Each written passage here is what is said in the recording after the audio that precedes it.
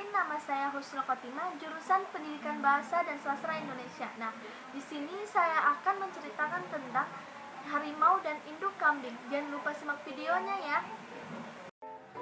Di dalam sebuah hutan, hiduplah seekor harimau betina yang akan segera melahirkan.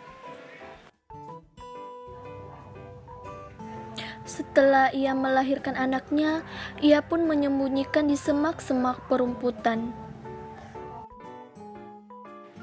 Secara kebetulan, lewatlah seorang dua pemburu. Melihat induk harimau itu, salah satu pemburu mengangkat senapan dan menembaknya. Induk harimau itu pun menangis tertembak dan tumbang. Kedua pemburu itu pun mengangkat dan membawa pergi induk harimau. Beruntungnya, anak harimau itu berada di tempat yang tersembunyi dan tidak ketahuan oleh pemburu. Kemudian, anak harimau itu terus bergerak hingga keluar dari persembunyiannya.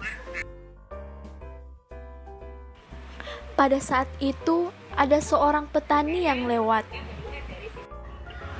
Dia melihat bahwa anak harimau itu masih basah. Lalu dia melihat ada genangan darah di sekitar sana. Petani itu menduga bahwa induk harimau mungkin telah ditembak oleh seorang pemburu. Melihat anak harimau itu pun, petani merasa kasihan. Lalu petani membawanya pulang. Petani memiliki seekor kambing betina yang baru saja melahirkan. Lalu, si petani menempatkan harimau itu bersama anak-anak kambing agar ia bisa menyusu pada induk kambing.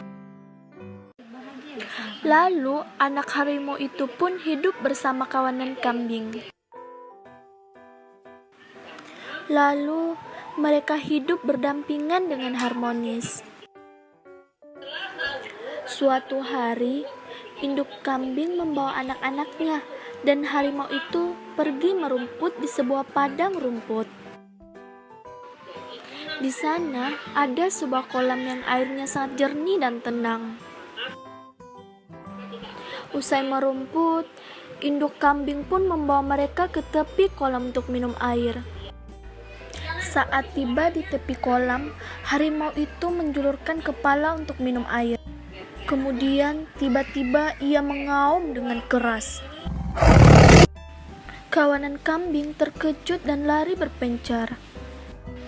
Harimau itu juga sangat terkejut dan tidak tahu mengapa ia tiba-tiba mengaum sekeras itu. Ia ingat bahwa ia melihat seekor hewan di dalam air.